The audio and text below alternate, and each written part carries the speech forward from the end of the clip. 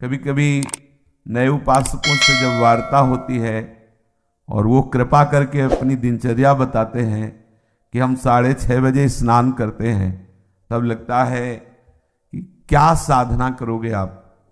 कोई भी अगर आप किसी भी तरह प्रमाद स्थिति करते हैं और 6:30 बजे तक सोते हैं तो संशय है आपके ब्रह्मचर्य पर, नहीं रह सकते ब्रह्मचर्य। जो शास्त्र और शास्त्रवेत्ता महापुरुषों ने अनुभव किया है, 4 से और 6 बजे के बीच में जो शयन करता है ब्रह्मचारी हो ही नहीं सकता, ब्रह्मचर्य रह ही नहीं सकता।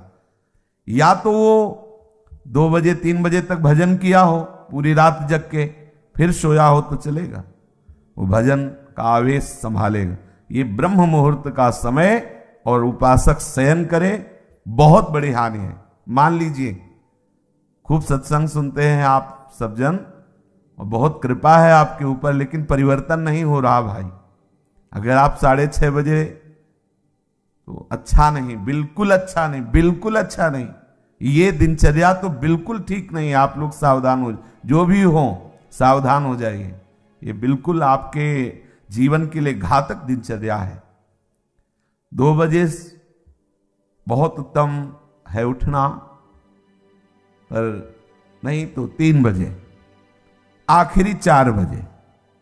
साधक होके 4 बजे के बाद शयन कर रहा है, मुझे तो नहीं लगता, किसी भी स्थिति में नहीं। हमें लगता है कि दवा खवा दी जाए तो नहीं कहते, नहीं तो किसी भी स्थिति में कोई बीमारी, कोई भी ऐसा रोग अपना प्रभाव नहीं रखता जो दिनचर्या को बाधित कर दे। ये देखा है, ये केवल प्रवचन नहीं, देखा है, जीवन को देखा है। कुछ भी दिनचर्या में अपार सामर्थ्य देखा, अभ्यास में अपार सामर्थ्य है। देखो सामने पट्टी बंधवा दी गई और धनुष बाण ले लिया और शब्द दूर किया जा रहा है अन्य दिशा में, शब्द वेधी बाण संचार।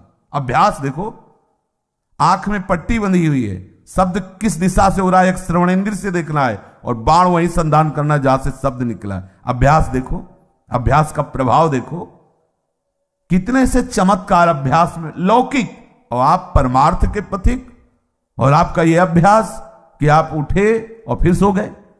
क्या मतलब, आपकी दिनचर्या क्या है? आप भगवद आश्रित, इसका मतलब प्रमादी थोड़ी है। आप भगवद आश्रित, इसका मतलब प्रपंची थोड़ी है। अहम का त्याग करके भगवद आश्रित होकर हम भगवत मार्ग में चलने वाले पथिक हैं। इसलिए सबसे प्रार्थना है, जो पीछे हुआ आज से एक नई दिनचर्या आप देखो।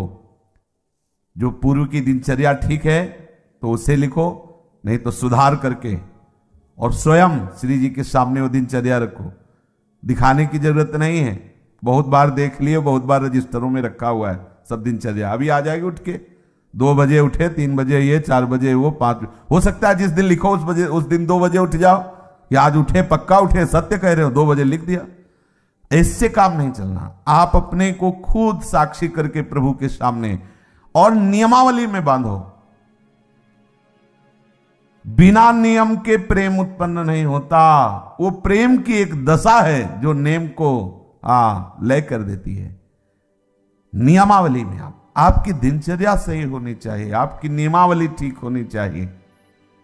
किसी भी संत के जीवन को आप देखिए, देखो एक स्थिति सिद्धावस्था में ऐसी आती है स्वाभाविक कि उनको देह से संबंध नहीं रह जाता। अब उनकी बात अलग, आपकी अवस्था और उनकी। बीच सत्संग में हुक्का मांग करके परमहंस जी, रामकृष्ण परमहंस जी कभी पकोड़ा मांगते, कभी, अब उनका हम अनुसरण थोड़ी करेंगे इस बात में, भाई धरो हुक्का, रुको और हम पी रहे। हम महापुरुषों का अनुसरण थोड़ी कर सकते हैं। महापुरुष किस दशा में, किस स्थिति में, उनके जो नियमावली उपदेश है, वो कहीं नहीं बोले उपदेश में कि हुक्का पियो, नहीं बोले। तो जो उपदेश बोले वो हमें आचरण में उतारने। हम क्या करते हैं, सीधे महापुरुष व्यास भरोसे कुंवर के, सीधे वो जो इस स्थिति में है ना, बस केवल इतने पकड़ते हैं। काहू के बल भजन को, इसलिए भजन नहीं करना, काहू के आचार, इसलिए आचार नहीं करना। मतलब जितेंद्रिय रात, पवित्रता और ये सब। क्या पवित्रता? गुरुजी ने कहा है थैली है मल की, क्या पवित्रता? हाँ, उसमें क्या सुना है नहीं प्रवचन में, आचार गए और जितेंद्रियता आदि नहीं। और व्यास भरोसे ये बात आई, सोवत पाव पसार, तो 6:30 बजे इसलिए जगना पड़ेगा कि 7 बजे 7:15 बजे सत्संगों में आना है। वो आ जाते हैं तो जल्दी जल्दी तिलक लग, जय गुरुदेव जय महाराज, हाँ जय हो महाराज, वाह वाह वाह, हाँ क्या सत्संग में हो रहा है भाई। बहुत जीवन कीमती है। अभी कल ही पता चला कि कोई बहुत प्रियजन है, उनके यहाँ कैंसर हुआ। अब क्या दशा, ना भोजन सही पा सकते हो ना कुछ। और ये कैंसर आदि ऐसी बीमारियां हैं कि अभी तक जितने हमारे दर्शन में आए, एक आध बात अलग, उन सबको श्री जी ने जल्दी बुला लिया, जितने भी दृष्टि में आए। तो हम तुम अमरौती खा के थोड़ी आए हैं, कोई न कोई व्याधि मंदिर है, कब देवता का पर्दा हट जाए। जैसे बहुत मंदिर में सब देवता होते ना, ऐसे शरीरम व्याधि मंदिरम, पुजारी कब पर्दा हटा दे, कौन सा, बोले अब कैंसर देवता आ गए, होश उड़ जाएंगे भैया। देखो तुम्हें अभी रिपोर्ट में बता दी जाए तुम्हारी किडनी खराब थी, देखो क्या होता है तुम्हारा। अगर डिप्रेशन में ना पहुंच जाओ तो बताना, ब्लड प्रेशर अपने आप उछाल मारने लगेगा। क्योंकि चिंतन, आज तुम स्वस्थ हो तो प्रमाद करते हो, और कल प्रमाद करने का अवसर नहीं रहेगा, अवसर ही नहीं रहेगा। अनन्य चिंतन रोग का होने लगेगा। अगर भगवदाकार वृत्ति नहीं हुई तो आप ये मत समझो मृत्यु कोई खिलवाड़ नहीं है। मृत्यु का संदेश सुनकर अच्छे अच्छे के जमीन खिसक जाती है, होश खराब हो जाते हैं। कैंसर, अब न रात में नींद न दिन में चैन, अनन्य चिंतन उसी का शुरू। अब क्या करें, घबराहट, थोड़ी थोड़ी देर में मरना है तो जो दुकान मकान पति पुत्र परिवार जितना सब वो सब काटने दौड़ता है, ये सब छूट जाएगा। भजन कोई साधारण वस्तु है। इसलिए भर्तृहरि जी महाराज कह रहे हैं, यावत स्वस्थ विदम गृहम कलेवरम यावत च दूरे जरा। जब तक बुढ़ापा दूर है, जब तक तुम्हारे शरीर में रोग कोई नहीं हो जा रहा, होगा ऐसा थोड़ी कि कोई लिखवा के लाए कि नहीं होगा। जब ऐसे परमहंस को कैंसर हो सकता है, रामकृष्ण परमहंस जी को, पूज्य भाई जी के उदर में कैंसर हो सकता है, वो फिर अपने लोग तो अधिकारी ही है इस दंड के। अपने लोग तो अधिकारी, न जाने कितने इन भजनानंदी महापुरुषों के शरीर में ऐसी व्याधियां हो सकती है, तो अपने लोगों को तो पूरा रजिस्टर रखा हुआ है। सावधान हो जाइए, प्रमाद मत कीजिए। बहुत बढ़िया अवसर आपको मिला है। भगवत चरणारविंद का आश्रय और सतत जप, ये बिल्कुल खुली दो बातें हैं, ज्यादा इनमें समझने की जरूरत नहीं। अंदर से भगवत आश्रय और जिह्वा से जप, राधा वल्लभ श्री हरिवंश क्या जाता है भैया। अगर रोज का रोज शाम के हिसाब आपको ना दिखाई दे तो बताना, रोज आपको वैराग्य बढ़ा नजर आएगा, आपको नजर आएगा, अरुचि होने लगे।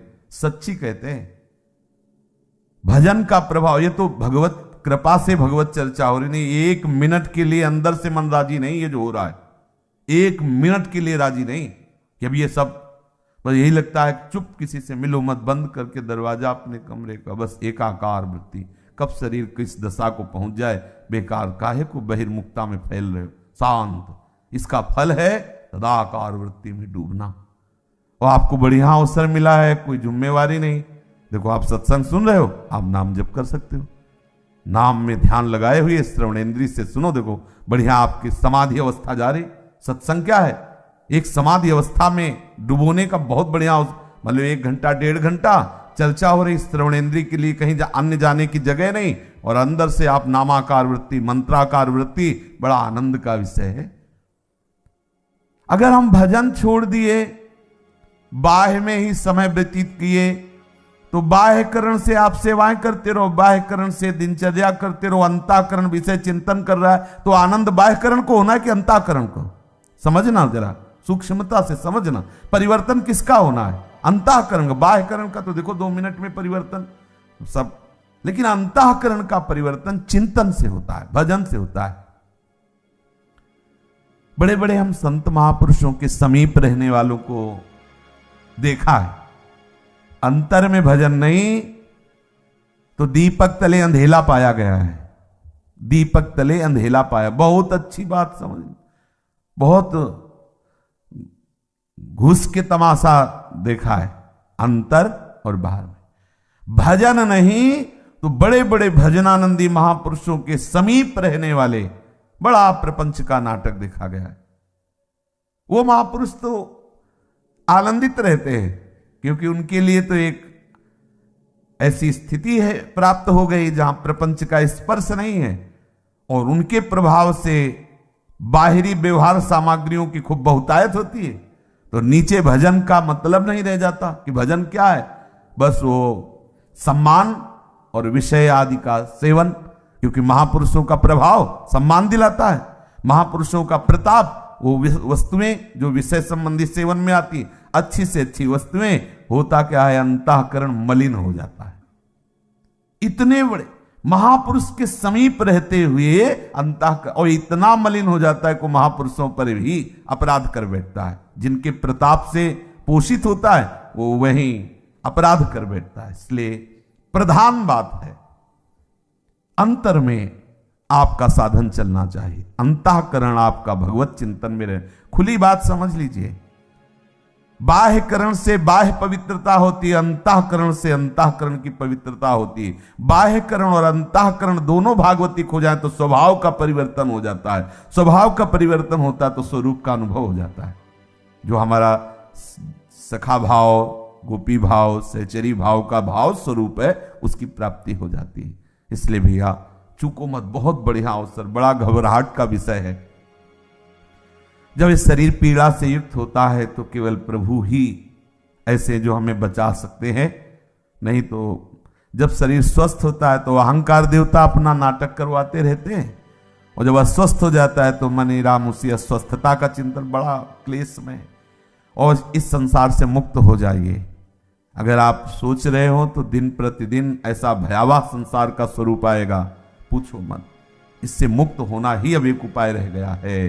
अब हम ये नहीं कह सकते कि जन्म जन्म, क्योंकि महामारियां, नाना प्रकार की प्रतिकूलताएं, नाना प्रकार की व्यभिचार, नाना प्रकार के खान पान की मलिनताएं ये कलिकाल में बढ़ती ही चली जाएंगी और उसका प्रभाव पड़ेगा। जैसे बाहर रोड में यदि गंदा कोई इत्र डाल दिया जाए तो उसकी खुशबू सबको आएगी, अच्छा डाल दिया जाए तो अच्छी आएगी। ऐसे ही इस सृष्टि में जो भी भयानक से भयानक आचरण होंगे, जो भी बुरे आचरण होंगे, पूरी सृष्टि पर उसका प्रभाव पड़ता है। अगर कोई बच सकता है तो भजन के प्रभाव से बच सकता है, नहीं तो प्रभाव, जैसे सर्दी का प्रभाव सबके ऊपर पड़ रहा है, पर जो कंबल ओढ़े बच गया। अगर कहीं भी कुछ भी मलिनता का आचरण होता है तो पूरी सृष्टि पर उसका प्रभाव पड़ता है, वो समझ में नहीं आता। अगर कोई बच सकता है कलयुग की कुचाल से तो भजन, केवल भजन, दूसरा कोई उपाय नहीं। भजन करके भगवत धाम में स्थित हो जाओ, प्रभु को प्राप्त हो जाओ, नहीं बहुत दुख भोगना पड़ेगा। अभी प्रमादी मन है तो देख लेंगे, अरे देख लेंगे, होश खराब हो जाते हैं, मृत्यु सुखद लगने लगती है, ऐसे ऐसे कष्ट आते हैं कि वो चाहता कि मुझे कोई मार दो। सच्ची मानना, हमने देखा है, चाहता है कि इस दशा से तो अच्छा है कि मुझे मार दो। भाई मरना थोड़ी हमारा समाधान होगा, भगवत प्राप्ति समाधान। इसलिए बेचैन हो जाओ भगवत प्राप्ति के लिए। प्रेम की चलो बड़ी ऊंची बात है, लेकिन इतना तो रख लो कि अब प्रभु मुक्त करो इस नरक से, ये नाना प्रकार के क्लेशों से। कितने बंधे इस शरीर में। अरे आप देखो, ज्ञान की बातें चाहे जितनी करो, जब इसकी रिपोर्ट आती है ना तो एक बार चेहरा गिर जाता है किसी का भी हो। जब हाथ में बताई जाती है रिपोर्ट की ये है, अच्छे अच्छे को एक बार जब प्रलंबासुर ले गया ना बलराम जी को, तो एक बार वो भी उदास हो गए थे, फिर उनको स्वरूप को फिर घुसा मारा। तो ऐसे साधक प्रहार करता है, अरे किसी भी विकार पर, अरे नहीं नहीं, हम तो प्रभु के आश्रित है, प्रभु के दास है। पर इतना प्रहार करने लायक बन जाओ, आपकी ऐसी मनोवृत्ति भगवदाकार हो कि आप प्रहार कर सको। इसलिए भाई सावधान रहो। ये सुबह 6:30 बजे तक सोना ये ठीक नहीं। आप सो करके सोने को गवा रहे हैं। ये सोने का समय है, सोने का, स्वर्ण का। और क्या बोले, सोने का समय गुरु जी का, खुद सो आनंद से, ऐसा नहीं। ये स्वर्ण समय है, ब्रह्म मुहूर्त। खूब ना, हमारे लिए तो हर क्षण ब्रह्म मुहूर्त है। ये तो केवल एक दिनचर्या के लेकर नहीं, हर समय हमारा ब्रह्म मुहूर्त है। हम प्रभु में लगे हुए हैं, इसलिए हर समय प्रेम में प्रभु का चिंतन हो रहा है। हर समय हमारे लिए महामंगल में महापावन है। देखो, आप सबसे प्रार्थना है, बहुत सोच समझ के दिनचर्या बनाए, और जो दिनचर्या बनाए 10-12 वर्ष उसमें कोई विक्षेप नहीं होना चाहिए। आज गए 5 घंटे यमुना के किनारे बैठ गए, 5 दिन गए ही नहीं, ये रसिकों की दिनचर्या नहीं। ये वृंदावन की उपासना में दिनचर्या एक आपकी नियमावली। या तो आप ऐसी स्थिति में कि 5 दिन आपको शरीर शुद्ध नहीं रही तो कोई बात नहीं, दिनचर्या का फल मिल गया।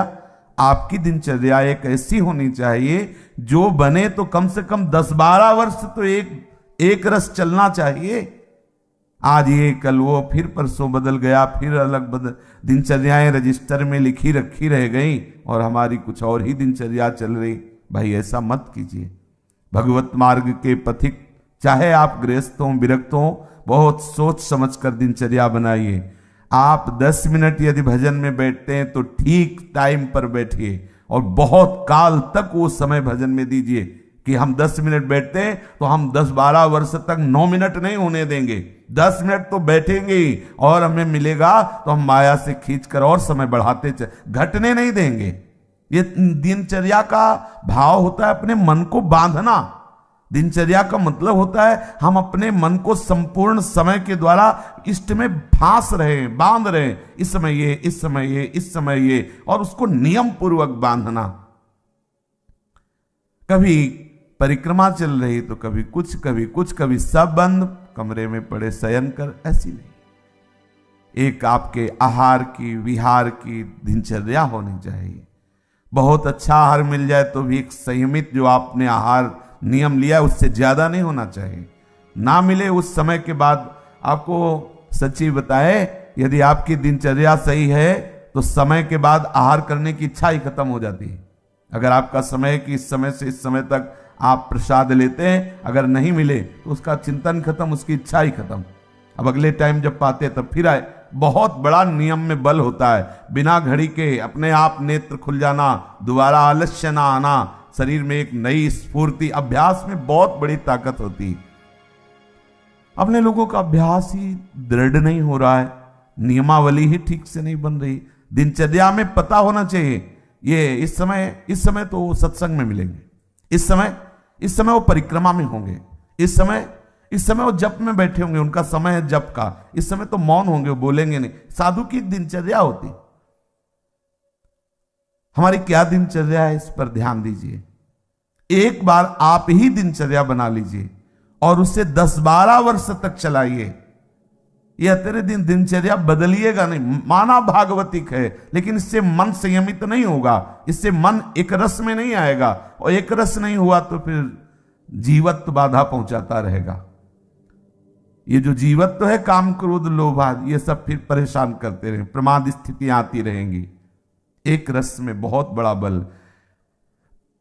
जब बुखार और ये सब परेशानियां शरीर में आती तो भी दिनचर्या बाधित नहीं होती। जो अच्छे साधक होते हैं, जिस समय स्नान उसी समय स्नान, जिस समय अपने आप इतना सामर्थ्य होती है।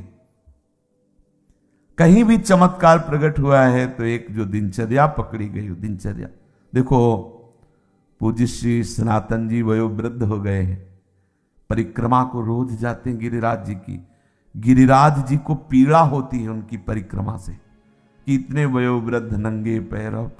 प्रकट हुए श्री लालजू महाराज ठाकुर जी, वो कह रहे हैं कि बाबा अब तुम परिक्रमा मत आया करो, हमारे लिए ही तो सब करते हो, हम बहुत प्रसन्न हैं, वहीं वृंदावन में आप भजन करो। हाँ ठीक है प्रभु। दूसरे दिन फिर पहुंच गए। बोले बाबा मना किया, बोले प्रभु रह नहीं पाते। ये दिनचर्या क्या करती, आपका अभ्यास ऐसा दृढ़ करती कि इष्ट मना कर रहा है लेकिन रह नहीं पाते। परिणाम क्या हुआ, आज भी उनकी दिनचर्या ने हमको एक बहुत बड़ी सिद्धि दे दी। आज भी आप दर्शन कर सकते हो राधा दामोदर में बंसी का, लकुट का, श्रीचरण का, गाय के खुर का चिन्ह हो, गिरिराज जी की शिला आज भी हो। सनातन जी की एक नियमावली ने आज हम सब भक्तों को दुर्लभ वस्तु है, दुर्लभ वस्तु है। भगवत चरणारविंद के चिन्ह, लकुट के चिन्ह, बंसी के चिन्ह, गाय के खुर के चिन्ह प्रभु ने स्वयं दे। और बोले इस शिला की परिक्रमा कर लेना, ये 4 परिक्रमा का आपको 4 परिक्रमा कर लो तो परिक्रमा गिरिराज जी की पूरी हो गई। नियमावली 24 घंटे में ऐसी सहज दिनचर्या आप अपनी खुद बना लीजिए जो आप बहुत काल तक निर्वाह कर सके।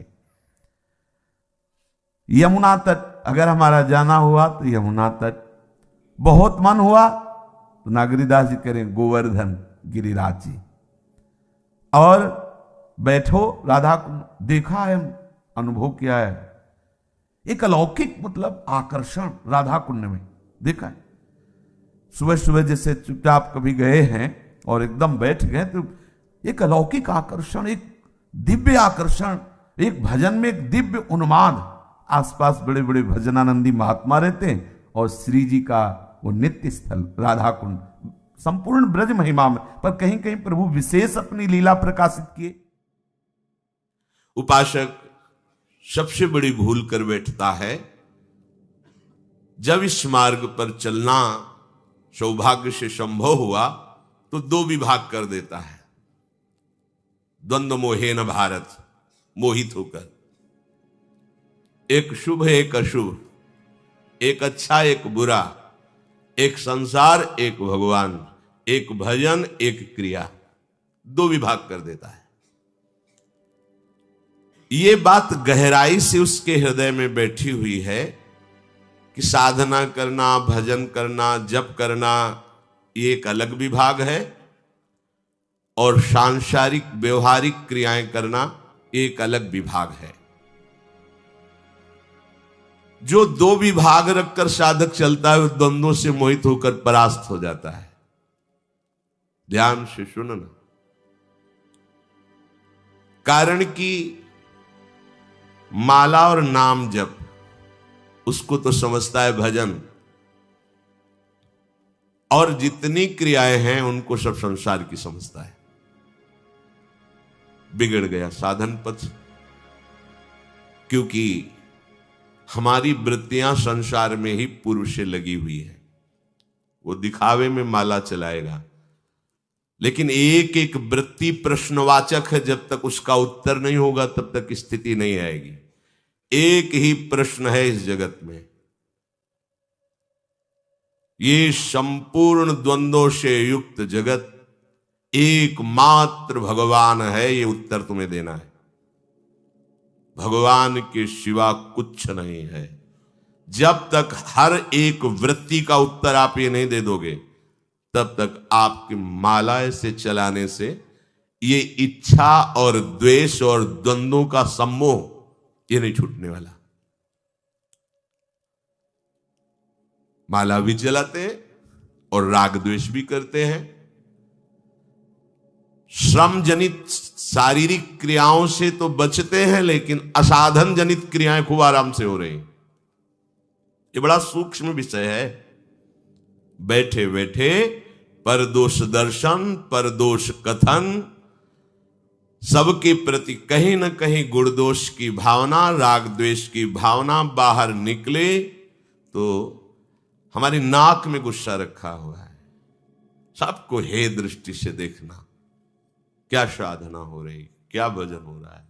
एक क्रिया मात्र ही तो भजन की हो रही। काम क्रोधादि की वृत्तियां उसकी बढ़ ही जाती हैं, वो जांच नहीं पाता है।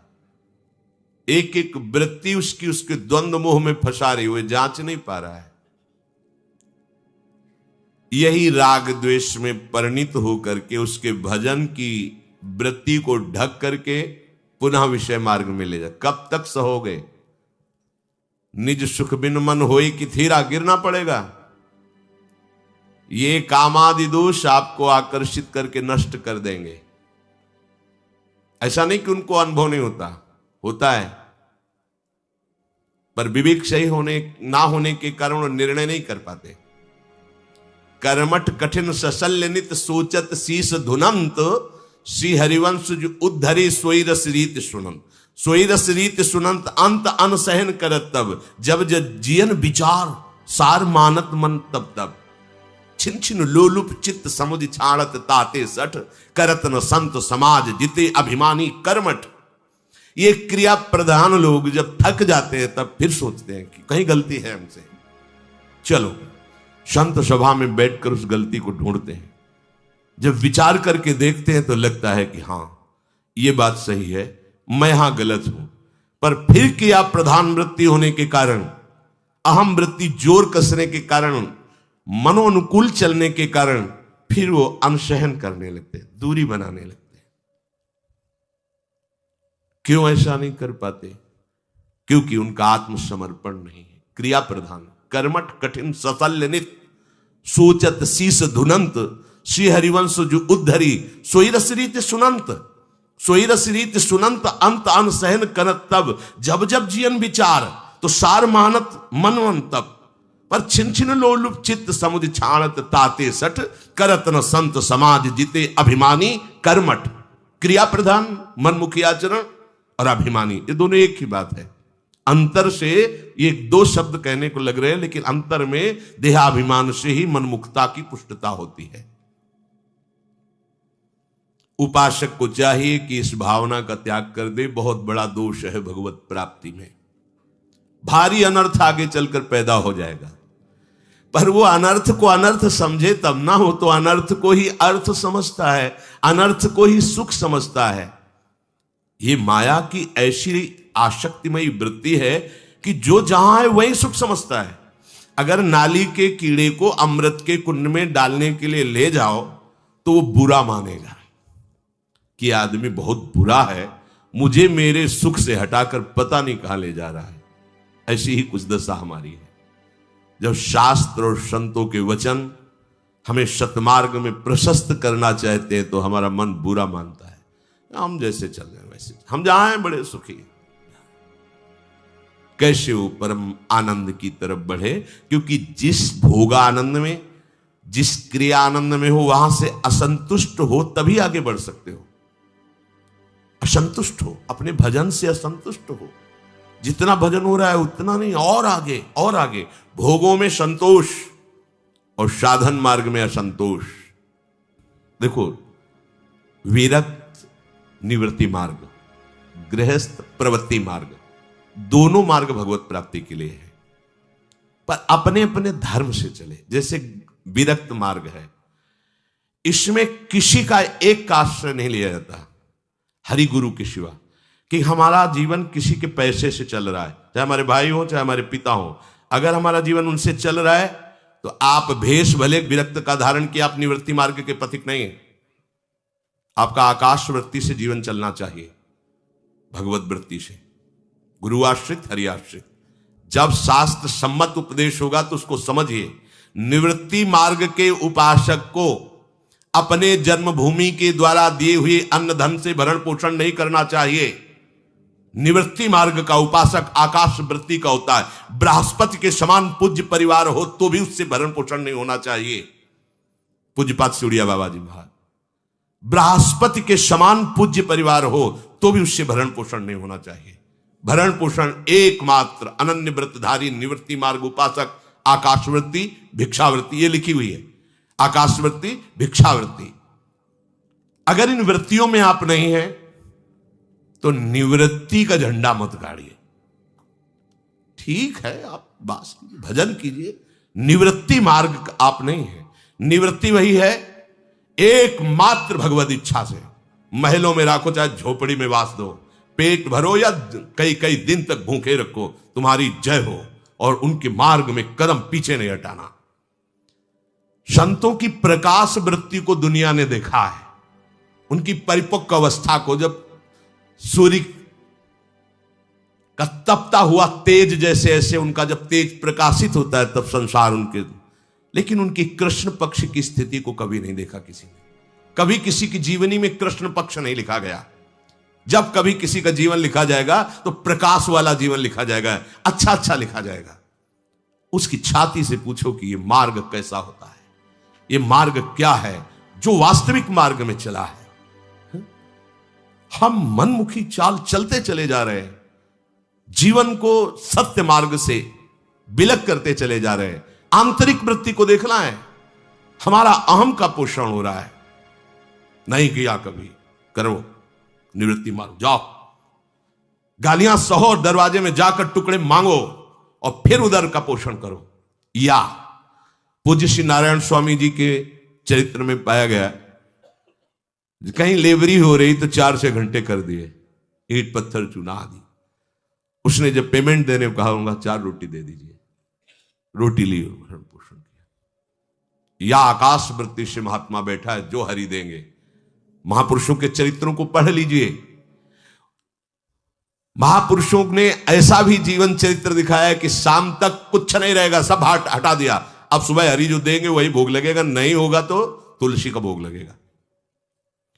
अगर घर के अन्न से पोषण निवृत्ति मार्ग से होता तो पूज्य श्री रघुनाथ दास गोस्वामी राधा कुंडवासी जब जगन्नाथपुरी में थे तो 2 रसोइया, 4 सेवक, खूब ऐश्वर्य, उनके पिता ने भेजा था कि मेरा बेटा विरक्त हो गया है, जगन्नाथ जी में रहता है, समय से उसको बाल भोग, राजभोग, शयन भोग। 1-2 दिन उन्होंने महाप्रभु चैतन्य देव की सेवा में अर्पित किया। फिर स्वयं विवेकवान थे, मना कर दिया, नहीं स्वीकार।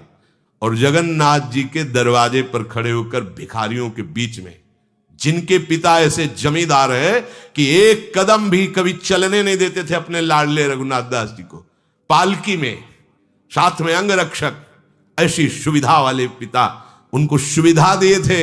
जगन्नाथपुरी 2 रसोइया, 4 और सेवक, तिरस्कार किया उस सुविधा का जगन। फिर वहां देखा कि भिक्षुकों की धक्का मुक्की, ये देगा कि नहीं देगा, ऐसी वृत्ति, तो जहां अन्य क्षेत्र होते वहां से थोड़ा ले। फिर देखा या ये भी सुखद वृत्ति ठीक नहीं। रात्रि में जो जगन्नाथ जी का महाप्रसाद पधरा देते थे गाय आदि के लिए, गाय भी जिससे पाकर तृप्त हो गई, अब नहीं पाती थी, जो बचा पड़ा रहता था वो उठा करके महाप्रभु ने पूछा, गोविंद ये रघु कैसी दिनचर्या चल रहा है? बोले प्रभु बड़े आश्चर्य में।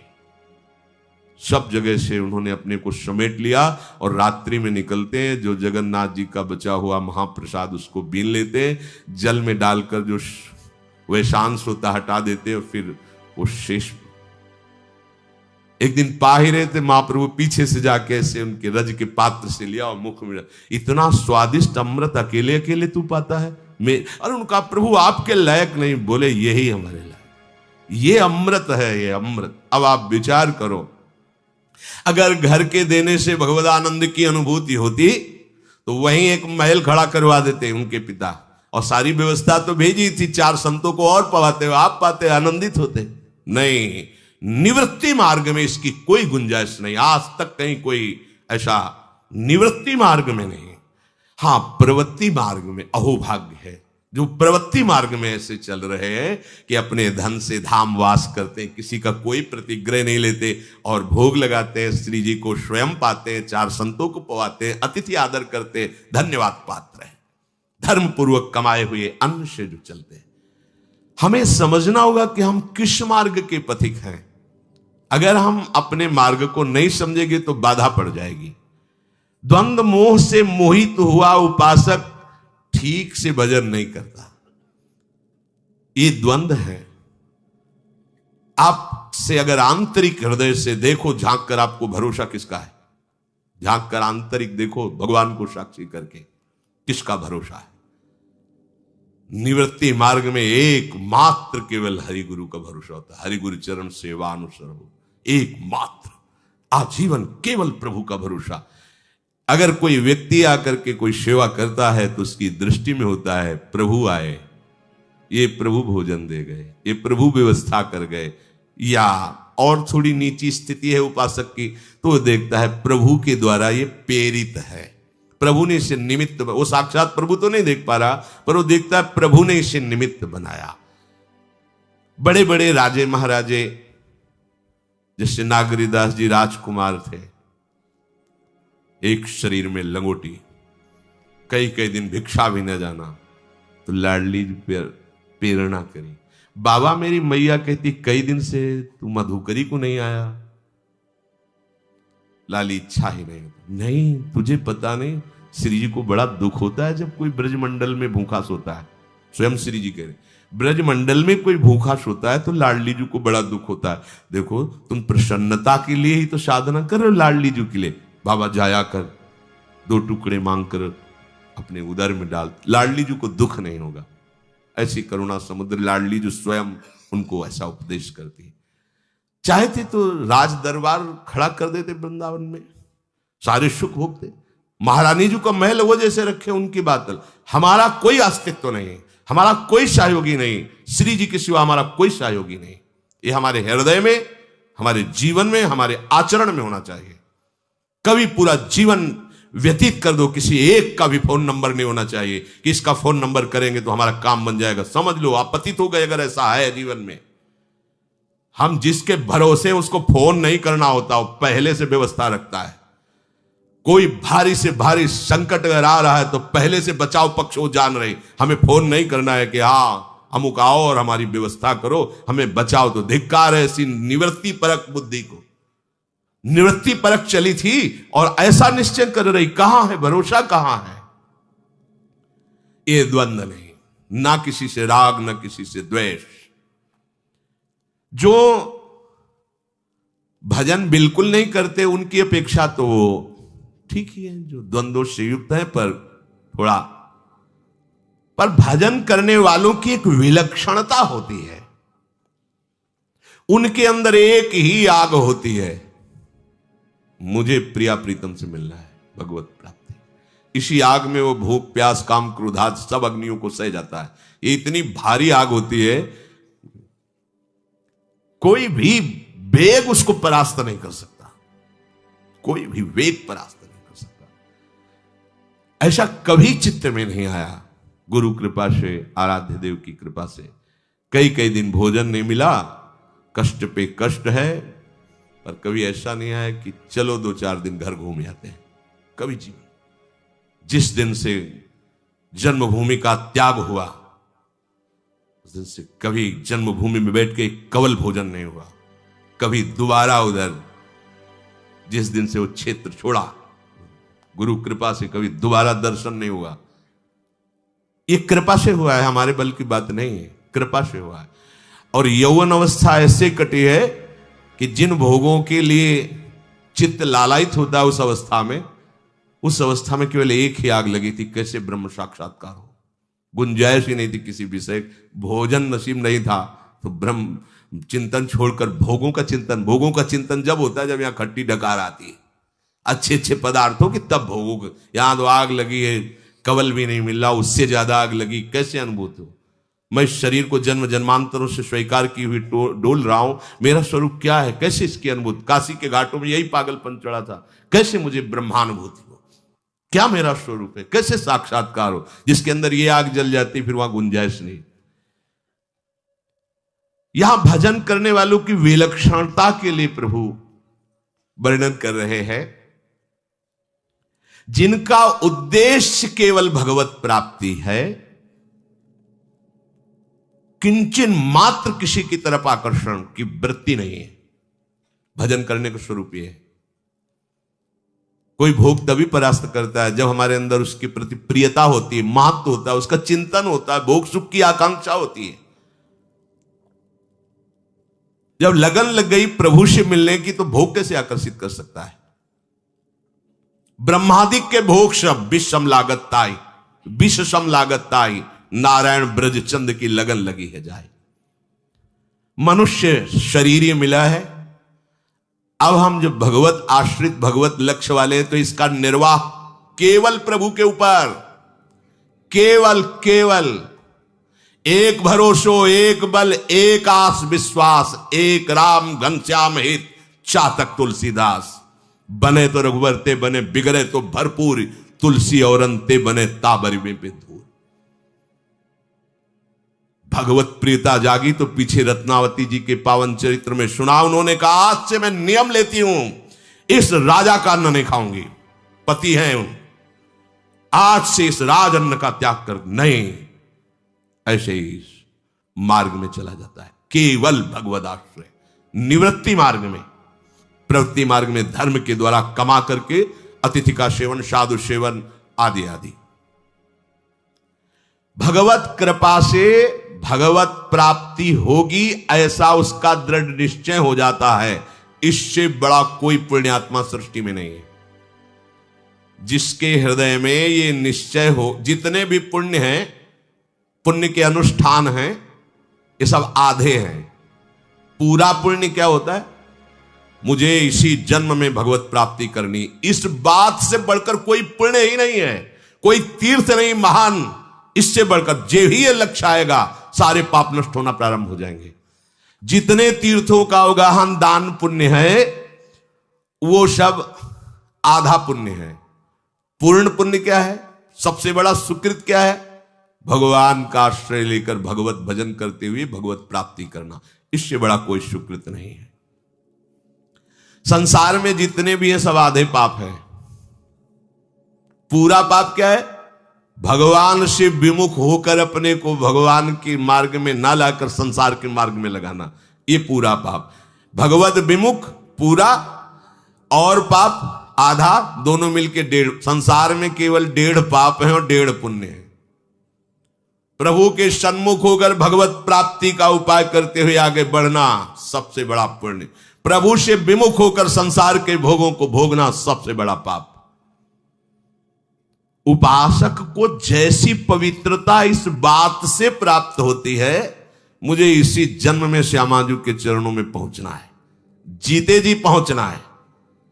ये निश्चय, ये हृदय का निश्चय होता है। अब इस बड़ी बात के आगे कोई बात टिकेगी नहीं। अगर ये बात आ गई, सब बातें फेल हो जाएंगी। ये बात की बात है। अगर ये बात आ गई तो अब कोई बात तुम्हें परास्त नहीं कर सकती। जहां राधा चरणारविंद की प्राप्ति की बात आई, वहां कोई बाधा प्रवेश ही नहीं कर सकती। एक तरफ प्रभु की तरफ चलने का निश्चय और दूसरी तरफ जितनी भी क्रियाएं हैं वो सब अपने प्रभु के लिए। पूरा हो गया। अब इससे बड़ा कोई पवित्र नहीं, इससे बड़ा कोई अनुष्ठान नहीं, इससे बड़ा कोई ज्ञान नहीं।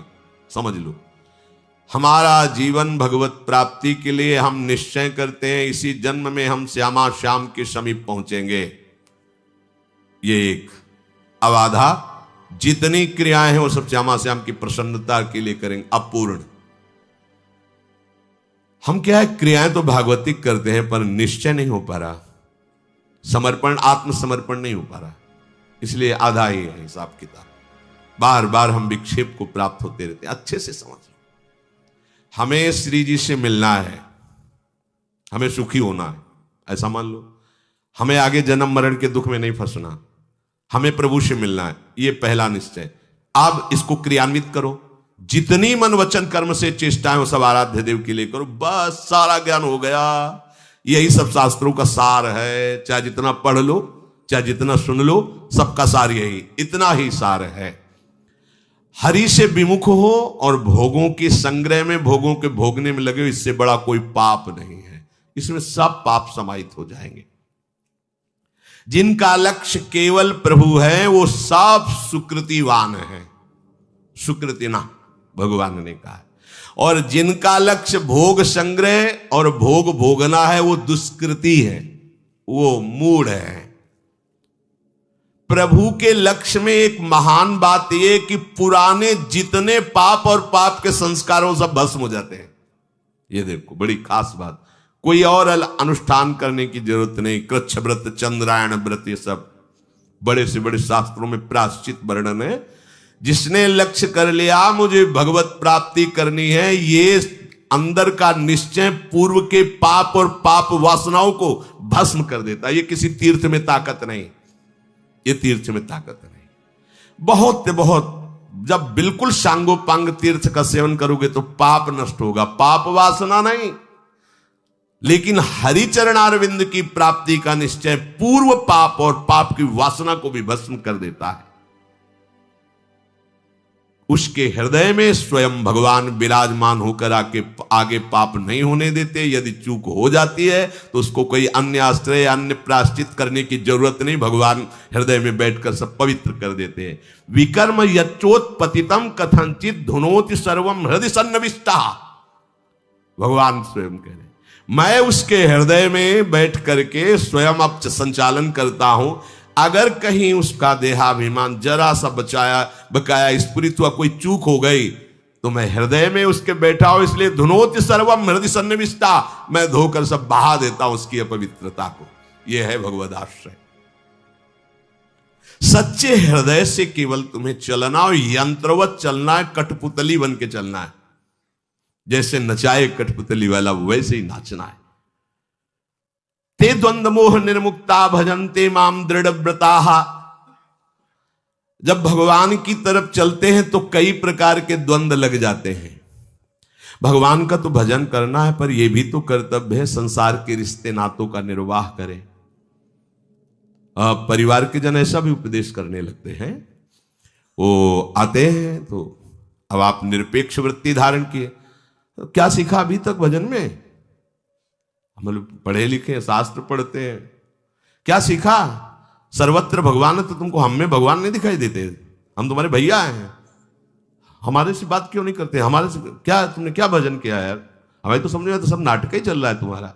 अगर भजन किया सब में भगवान, तो हम में तुमको दुश्मन नजर आता है। हमें क्यों भगवान नजर नहीं आते? हमें क्यों नहीं पास बैठने देते? क्यों नहीं बात करते? एक बार पूज्य स्वामी श्री अनंग बोधाश्रम स्वामी जी महाराज, ये सब महिमायुक्त महापुरुष है, प्राय दिगंबर ही रहते थे। इनके पिताजी आए इनसे मिलने के लिए, भाग पड़े, आसन में बैठे थे, उठे भाग पड़े, नहीं मिले। बाद में आए तो संतों ने कहा महाराज आपकी स्थिति तो ऐसी, आपको क्या? उनका नहीं, शास्त्र की आज्ञा है। पूर्व शरीर परिचित जनों से जो संसारिक राग से हैं, जो मुझे बेटा समझते हैं, जो मुझे संसारिक संबंध से संबोधन करते हैं, हमारा उनसे कोई संबंध नहीं। अगर ये विरक्त होकर भगवत मार्ग के पथिक होते तो खड़ा होकर इनका आदर करता, लेकिन वो उसी भाव से, ये अपने भाव में रहें तो इनका भी कल्याण हो जाएगा, क्योंकि हम अपने भाव में हैं और इनको मानना है कि मेरा पुत्र है इसलिए इनका कल्याण हो जाएगा। लेकिन यदि हम इस भाव को स्वीकार किया कि हम इनके पुत्र हैं, अब नहीं, इसकी सिद्धि इसी में होती है, इस मार्ग की। अभी प्रकट होकर जा रहे हैं, पीछे भगवान व्यासदेव जी जैसे पिता बुला रहे, श्री सुखदेव जी को एक बार भी मुड़कर पीछे नहीं देखा, एक बार भी मुड़ करके नहीं देखा। यम प्रव्रजेत मनुपेत मपेत कृत्यम द्वैपायनो विरह कातर आजुहाओ पुत्रेति तन्मय तया तरवो भिने दुस्तम सर्वभूत हृदय मुनिमान तोस्मे। हा पुत्र, एक बार भी मुड़कर नहीं देखे। कौन है पिता? भगवान के अवतार श्री व्यासदेव जी। ऐसा निवृत्ति मार्ग एक अलग मार्ग है, इसमें केवल नाते नेह राम के मनियत सुहृद सुसेव्य जहालो, केवल भगवत संबंध से बस। आप वैष्णव हैं, भगवत चिन्हों से युक्त हैं, आप बैठिए चर्चा कीजिए श्री जी, बस। अन्य संबंध से हमारा नहीं।